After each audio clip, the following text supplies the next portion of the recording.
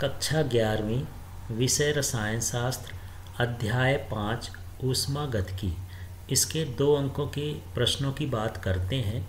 बाकी विषय के वीडियो देखना हो और इसके अध्याय के वीडियो देखना हो तो इसके डिस्क्रिप्शन बॉक्स में जाइए और इसकी प्लेलिस्ट की लिंक से आप सारा कुछ देख सकते हैं, या चैनल को सब्सक्राइब कर लीजिए तो नोटिफिकेशन ऑन कर लीजिए, आपको सारा कुछ पता चल जाएगा। तो चलिए इसमें देखते हैं।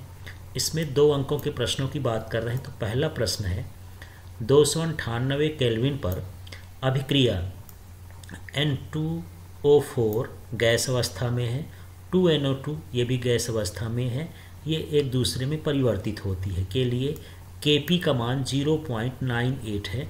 बताइए कि अभिक्रिया स्वतः प्रवर्तित होगी अथवा नहीं। स्वतः प्रवर्तित वो क्रियाएं होती हैं जो अपने आप ही हो जाती हैं प्रकृति में, उन्हें स्वतः प्रवर्तित क्रिया कहते हैं। तो स्वतः प्रवर्तित क्रिया के लिए ये है मानक मुक्त ऊर्जा, जिसको गिब्स एनर्जी भी बोलते हैं, गिब्स ऊर्जा भी बोलते हैं। तो ये रिएक्शन यहाँ डेल्टा के साथ R लिखा है, तो माने अभिक्रिया की मुक्त ऊर्जा का जो सूत्र होता है -2.303 RT log Kp ये होता है। अब इसमें हम यदि मान रख दें तो यहाँ पर हम देखेंगे यदि Kp का मान 0.98 है तो इसका मान क्या है, 1 से कम है। और इसका मान जब 1 से कम होगा तो यहाँ पर जो डेल्टा G का मान होगा वो कैसा निकलेगा, धनात्मक हो जाएगा। और जब धनात्मक होगा तो अभिक्रिया स्वतः प्रवर्तित नहीं होगी। तो आपको ध्यान रखना है ये माइनस में है, इसका भी मान 1 से कम है तो ये भी माइनस में हो गया, तो माइनस माइनस प्लस हो जाएगा, तो डेल G का मान धनात्मक हो जाएगा। और जब ये डेल G का मान धनात्मक होता है तो क्रिया स्वतः प्रवर्तित नहीं होती है। अगला प्रश्न देखते हैं, ऊष्मागतिकी प्रक्रम क्या है, यह कितने प्रकार के होते हैं। ऐसा प्रक्रम जो किसी ऊष्मागतिकी अवस्था में परिवर्तन कराता है उसे ऊष्मागतिकी प्रक्रम कहते हैं। आंतरिक ऊर्जा बदल जाए, ताप बदल जाए, दाब बदल जाए, आयतन बदल जाए, तो जब जिस प्रक्रम से ये बदलता है उसे ही हम क्या कहते हैं, ऊष्मागतिकी प्रक्रम कहते हैं। ये निम्न प्रकार के होते हैं, जैसे ये है समतापी प्रक्रम, इसमें ताप नियत रहता है। ये है रुद्धोष्म प्रक्रम, इसमें ऊष्मा नियत रहती है। यह है समदाबी प्रक्रम, इसमें दाब नियत रहता है। फिर है समायतनिक प्रक्रम, इसमें आयतन नियत रहता है। फिर ये उत्क्रमणी प्रक्रम है, ये अपनी विभिन्न अवस्थाओं से गुजरता हुआ प्रारंभिक अवस्था में वापस आ जाता है, इसमें भी आंतरिक ऊर्जा इसकी नियत रहती है। फिर ये अनुत्क्रमणी प्रक्रम, जो पुनः अपनी प्रारंभिक अवस्था में वापस नहीं आ पाते हैं, वो अनुत्क्रमणी प्रक्रम में आते हैं। फिर ये चक्रीय है, तो विभिन्न अवस्थाओं से गुजरता हुआ अपनी प्रारंभिक अवस्था में पुनः वापस आ जाता है, तो ये कैसा प्रक्रम होता है, चक्रीय प्रक्रम। फिर उसी चक्र में फिर दोबारा ही चलता रहता है, तो ऐसे प्रक्रम को चक्रीय प्रक्रम कहते हैं। अगला प्रश्न देखिए, ऊष्माक्षेपी अभिक्रिया किसे कहते हैं। ऊष्माक्षेपी अभिक्रिया के लिए डेल्टा H का चिन्ह ऋणात्मक होता है, क्यों। तो ऐसी अभिक्रियाएं जिनमें अभिक्रिया के दौरान ऊष्मा उत्सर्जित होती है या ऊष्मा निकलती है, उन अभिक्रियाओं को हम क्या कहते हैं, ऊष्माक्षेपी अभिक्रियाएं कहते हैं। अब यहाँ पर देख लेते हैं कि जब ऊष्मा निकलेगी तो अभिक्रिया में अभिकारकों की एंथैल्पी उत्पादों की एंथैल्पी से क्या होगी, अधिक हो जाएगी, इसलिए इसका मान क्या होता है, ऋणात्मक होता है। यहाँ पर देख लेते हैं, जैसे NO गैस है, जब यहाँ पर ये विघटित होता है, नाइट्रोजन ऑक्सीजन अलग होता है, तो ऊष्मा निकलती है और ऊष्मा एंथैल्पी का मान ये होता है। तो सीधा सीधा जिन अभिक्रियाओं में ऊष्मा का उत्सर्जन होता है, ऐसी अभिक्रियाएं ऊष्माक्षेपी अभिक्रियाएं कहलाती हैं।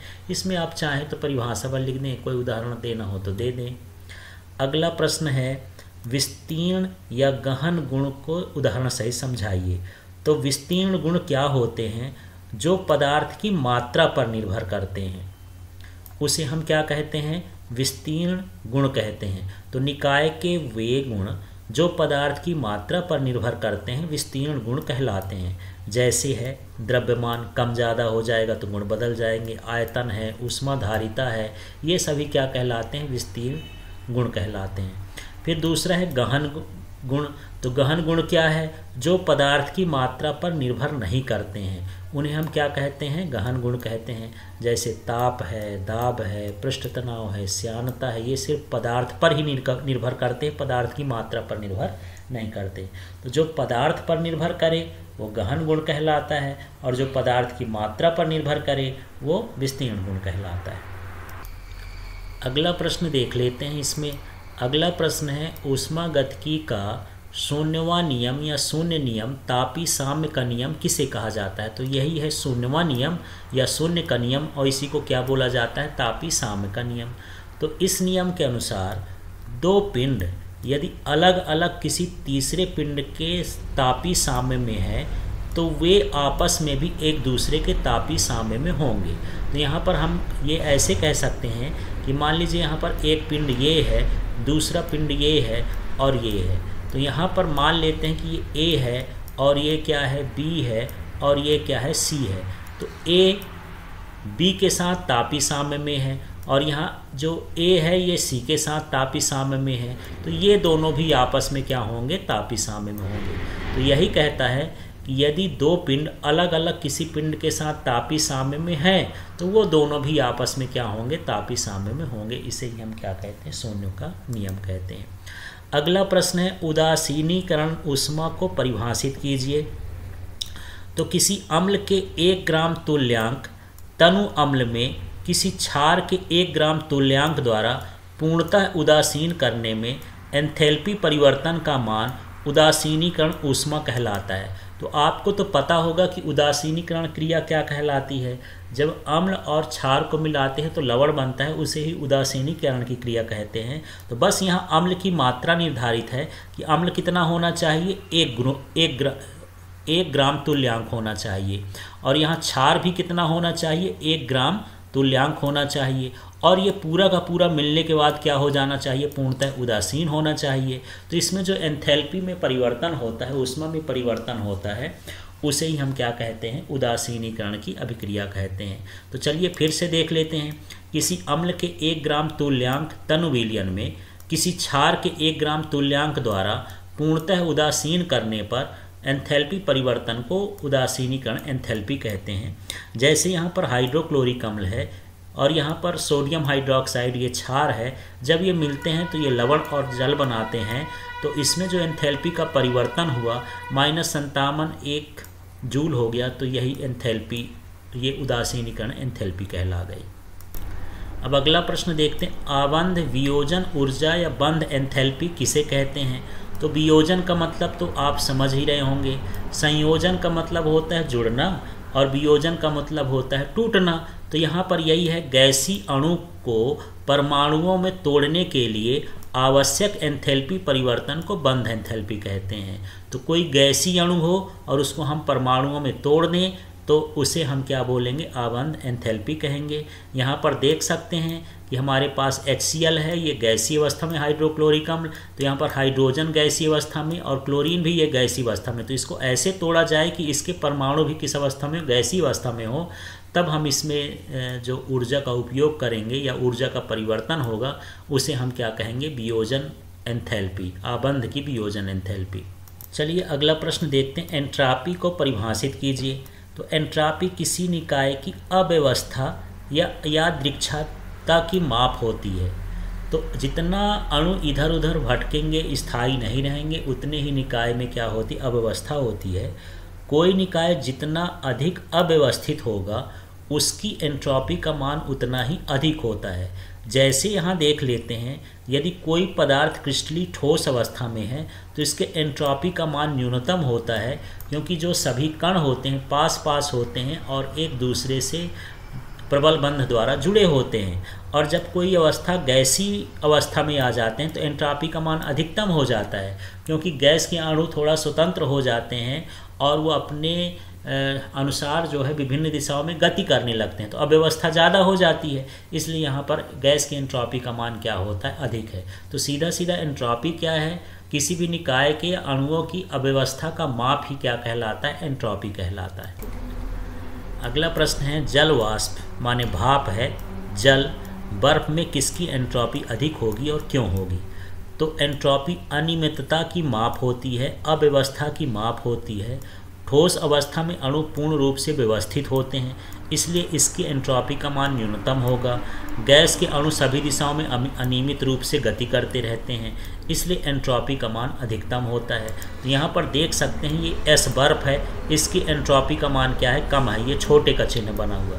फिर उससे कम किसकी है, जल की है, और जल की सबसे अधिक होती है। तो यहाँ पर देखिए अधिक जल वाष्प की क्या होती है, अधिक होती है एंट्रोपी। तो यहाँ जल वाष्प की अधिक हो गई, उससे अधिक किसकी हुई, जल की हुई, और जल से भी अधिक क्या हुई, बर्फ की हो गई। तो इस तरह से एंट्रोपी का क्रम है। यदि आप चिन्ह लगा के नहीं लिखना चाहते हैं तो सीधा भी लिख सकते हैं कि बर्फ की एंट्रोपी कम होगी, जल की एंट्रोपी उससे अधिक होगी, और गैस की एंट्रोपी उससे और अधिक होगी। ऐसा भी शब्दों में लिखा जा सकता है। तो चलिए आपको ये समझ में आ गया होगा, एक बार और रिपीट कर देता हूँ। बर्फ़ की एंट्रोपी सबसे कम होगी क्योंकि इसके अणु व्यवस्थित होते हैं। जल की एंट्रोपी थोड़ा इससे अधिक होगी क्योंकि इसके अणु थोड़ा अव्यवस्थित हो जाते हैं। और यहाँ जल वाष्प माने भाप की एंट्रोपी सबसे अधिक होगी क्योंकि इसके अणु स्वतंत्र होकर सभी दिशाओं में गति करने लगते हैं। अब हम बात करते हैं ये विशिष्ट ऊष्माधारिता से क्या अभिप्राय है।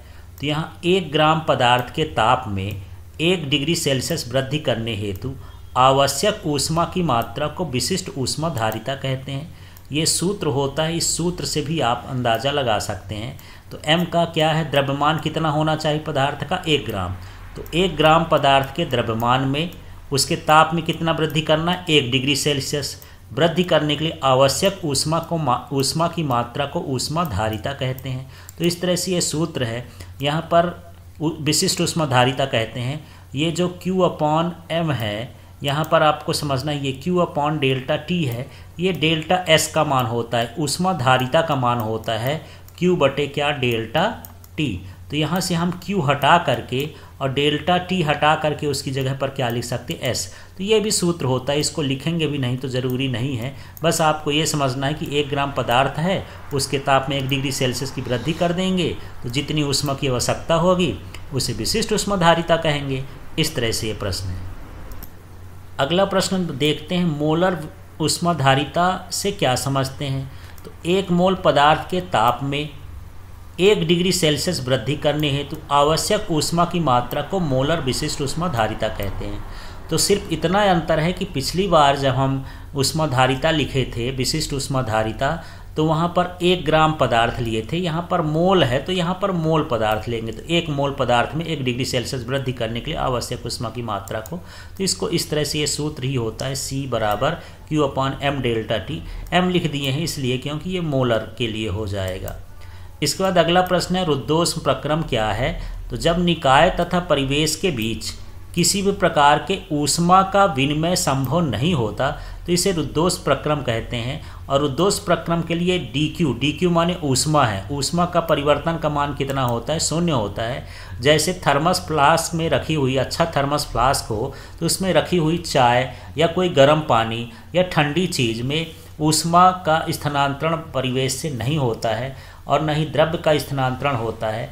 ऐसे प्रक्रम को हम क्या बोलते हैं, रुद्धोष्म प्रक्रम बोलते हैं। अगला प्रश्न है, मानक संभवन एंथैल्पी क्या है। तो पहले समझ लें कि 298 केल्विन ताप, या उसी को हम बोल सकते हैं 25 डिग्री सेल्सियस, और एक वायुमंडलीय दाब या 760 mmHg पर अवयवी तत्वों से 1 मोल उत्पाद बनाने में जो एंथैल्पी परिवर्तन होता है उसे मानक संभवन एंथैल्पी कहते हैं। तो ताप कितना होना चाहिए, 298 केल्विन। दाब कितना होना चाहिए, 1 वायुमंडलीय दाब। और जो तत्व होना चाहिए वो मिल करके, वो सभी तत्व मिल करके कितना उत्पाद बनाए, 1 मोल। तो 1 मोल उत्पाद बनाने के लिए जो भी एंथैल्पी परिवर्तन होगा, ऊष्मा लगेगी या ऊष्मा उत्पन्न होगी, वह सारा मान क्या कहलाता है, संभवन एंथैल्पी कहलाता है। तो दोबारा से सुन लीजिए, 298 केल्विन ताप पर 1 वायुमंडलीय दाब पर अवयवी तत्वों द्वारा 1 मोल उत्पाद बनाने के लिए एंथैल्पी परिवर्तन का मान मानक संभवन एंथैल्पी कहलाता है। अगला प्रश्न है, जलयोजन की एंथैल्पी क्या है, उदाहरण सहित समझाइए। तो जब 1 मोल निर्जलीय लवण जल के अणुओं से संयुक्त होकर जलीय लवण बनाता है तो अभिक्रिया में होने वाले ऊष्मा परिवर्तन को जल योजन एंथैल्पी कहते हैं। तो यहाँ उदाहरण से समझिए, ये कॉपर सल्फेट है, ये सॉलिड स्टेट में ठोस अवस्था में है, तो हम इसको क्या बोलेंगे? निर्जलीय लवण। निर्जलीय लवण का मतलब इसमें जल की मात्रा नहीं है। अब ये जल के अणुओं से संयुक्त होगा, 5 अणुओं से संयुक्त होकर के ये जो जलीय लवण बना लेता है, तो यहाँ पर ये जल जुड़ गया है, संयुक्त हो गया है, तो इसमें जो एंथैल्पी में परिवर्तन होगा उसे हम क्या कहेंगे? जल योजन एंथैल्पी।